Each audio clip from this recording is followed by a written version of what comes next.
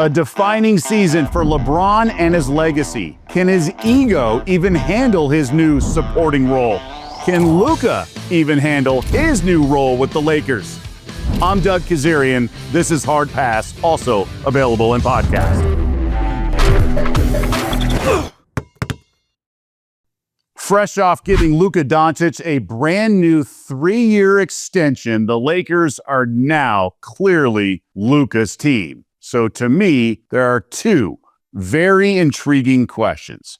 Number one, is Luka capable of shouldering this huge responsibility? After all, he's only 26 years old, and being the face of the Lakers, much different than being the face of the Dallas Mavericks. Remember, he was shook after that trade, and yes, everything sounds great, but this is a big deal. Kobe once told the Lakers that Dwight Howard was incapable of being the face of the Lakers franchise, and he was probably accurate with that. Number two, how will LeBron handle all of this?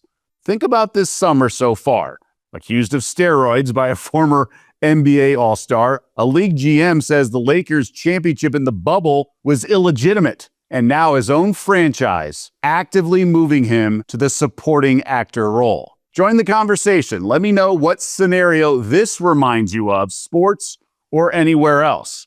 I don't think we've truly ever seen a situation like this play out in any team sport, let alone just the NBA. A league superstar, multiple MVP, actively cast aside to make room for a new A-lister. Sure, Brett Favre ushered out for Aaron Rodgers, but Favre bailed on the team and went elsewhere. He didn't have to take on a reduced role with the Packers. Steph, sort of, to make room for Kevin Durant, but the Warriors never handed the keys to KD. Durant was always just a rental. This is somewhat like the TV show Friday Night Lights. Jason Street losing his starting QB job and girlfriend, the cheerleader, Lila Garrity, to a teammate, but that only happened because of injury. In the LeBron example, this would be as if Jason Street had to play running back and actively support the new starting quarterback and the new teammate that's dating his girlfriend. Daily basis, witnessing someone else live the life he just had and occasionally being asked to play a key role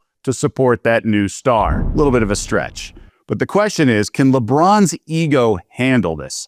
I honestly wouldn't blame him if his ego did not allow it. Frankly, he's earned that ego. And to me, he's still a top 15, maybe 20 player right now in the NBA. However, if he handles this all perfectly and seamlessly, he could generate a ton of positive publicity and even silence some of the doubters. I mean, he's always going to have his haters.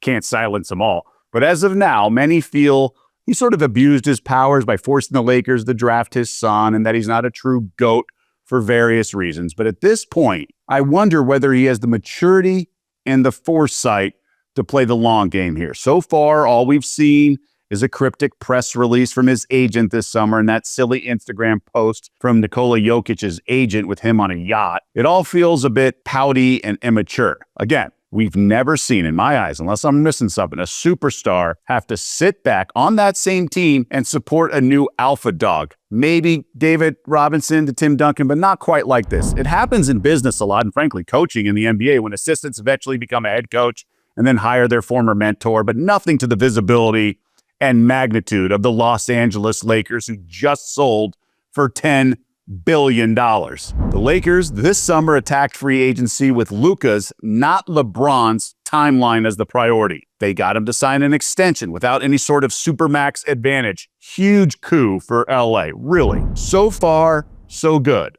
Luka actively recruited free agents DeAndre Ayton and Marcus Smart. He looks extremely fit as he did his media tour in both New York and Chicago as part of the Jordan brand.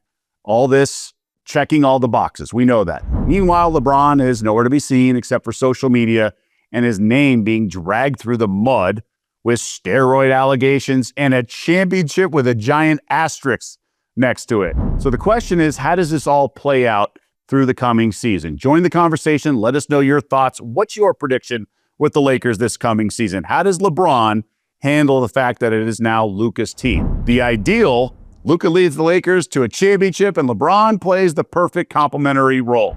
It's a Hollywood ending in Hollywood. Yeah, I'd agree. Pretty unlikely. LeBron, who has a no-trade clause, could eventually demand a trade, maybe mid-season. That does seem highly unlikely as well. Kind of established in LA by now, right? His family and everything. Now, there could be a palpable power struggle on a daily basis throughout the season, a la Shaq and Kobe. That also seems doubtful, as LeBron knows he will still get his numbers and his brand is so powerful. In crunch time, the offense likely going to run through Luka, and LeBron will just have to accept that. And at times he did already last season. One potential negative path, though, is pettiness, passive-aggressive behavior. To me, from the negative standpoint, that feels the most likely and much more possible. For example, things don't go great early on. We could see various reports surface with planted info from LeBron's camp. Basically, it would be their way of saying, oh, it's not that easy to be the face of the Lakers franchise, is it? And LeBron and company would just say, hey, you guys wanted this. You made your bed,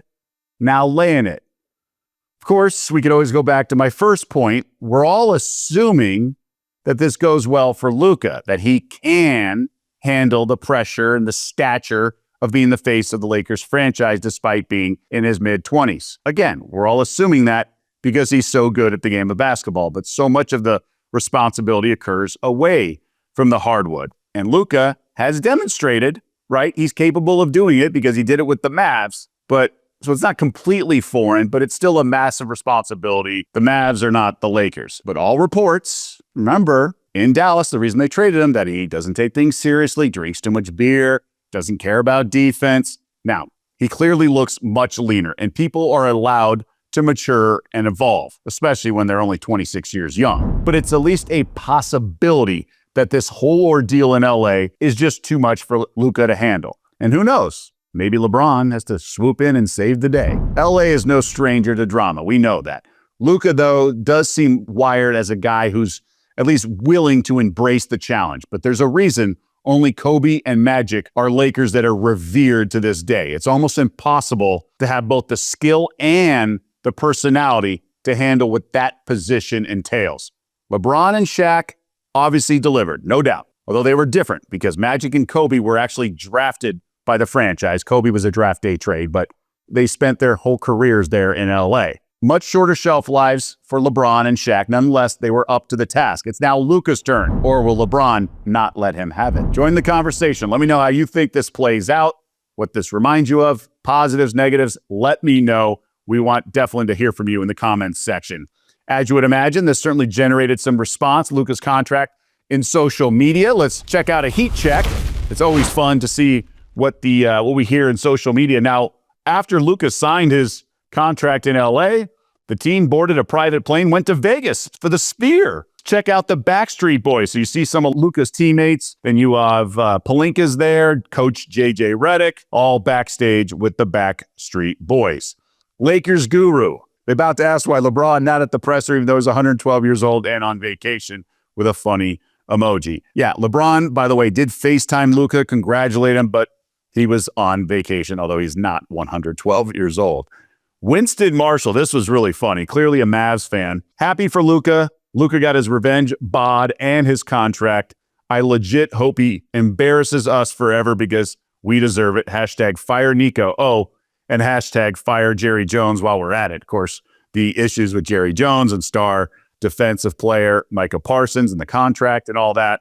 But really good stuff across the board. And there's all eyes are on Hollywood, right? Always been the case, but really, it's going to be very interesting to see how it all plays out. Again, can Luka handle it?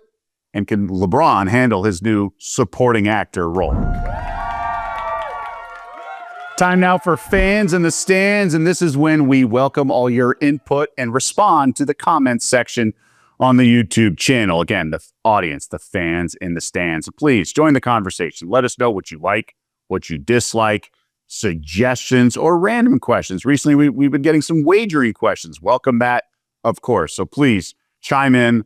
Let us know what you think in response. The last episode was regarding Philadelphia 76ers general manager Daryl Morey saying around the league, he's hearing that the bubble championship for the Lakers was not seen as legitimate, kind of an asterisk next to it. Well, we asked you what you thought. I did a rant saying that's ridiculous. Let's go to the fans in the stands. Ryan Huffman saying, of course the Lakers bubble chip is legit, but I love that there's a debate that endlessly annoys Lakers fans.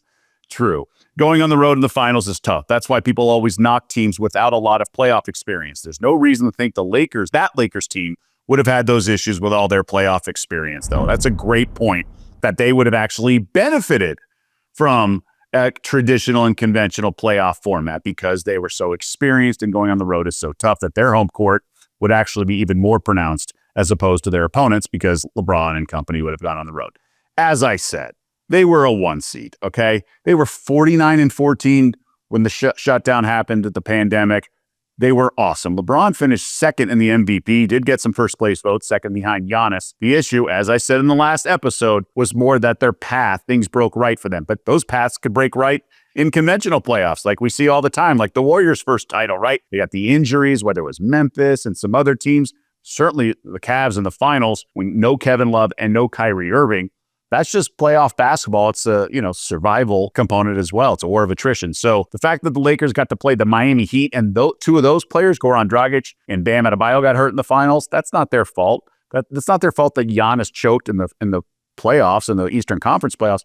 What if they laid an egg in the finals? Is that going to be held against LeBron? Come on. And yes, they didn't have to face the Clippers, but the Clippers have always choked, so maybe the Clippers would have rolled over in the conference finals. That team was a worthy champion. They were a 1 seed. They were absolutely legit. LeBron was certainly legit. Let's not forget that. And of course, he won the finals MVP. So that's going to do it for this episode. We always appreciate your input. Again, join the conversation. Let us know your thoughts.